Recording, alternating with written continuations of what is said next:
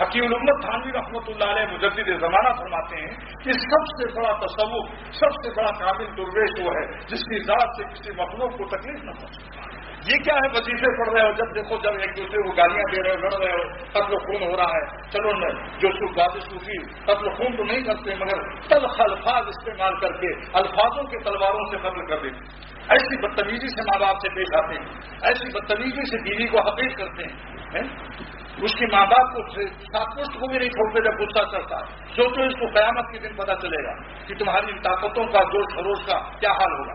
ایک لفظ لکھا جا رہا ہے، ایک لفظ نوٹ ہو رہا ہے یہاں دونوں طرف، یا معافی مانگ لو، تلافی کر لو، اللہ سے دعائیں کر لو کہ اللہ کوئی لفظ زبان سے ایسا نہ نکلے کہ قیامت کے دنوں ہم کو پھنسا۔ اس لیے دوستوں آج میں کر رہا ہوں، میں نے اپنے لڑکے مولانا مظہر صاحب کو کہہ دیا ہے کہ اب معمولات یومیہ جب شائع کرنا، کوئی بھی وظیفے کی کتاب وہاں ایک نوٹ لگانا شرن فرض ہے۔ وہ یہ ہے کہ کسی شیخ زمانہ زندہ شیخ سے مشورہ کر کے اپنے حالات کے لحاظ سے، ہر شخص کی قوت یکساں نہیں ہوتی، صبح سرحد سے آئے گا ہم اس کو زیادہ وظیفہ بتائیں گے، ہم اس کو گولیاں بھی قبض کی 2 دیتے ہیں، اگر لکھنؤ والے کو 1 گولی سے پیخانہ ہوتا ہے صاحب تو ہم کو 3 دیتے ہیں، میدا جس کا مضبوط۔ ایسی محمد علی قلعے اگر مجھ سے بیٹھ ہو جائے تو میں اس کو بتاؤں گا 24,000 روپے اللہ کرو، لیکن مجھ کو میرے شیخ نے 1,000 تک بتایا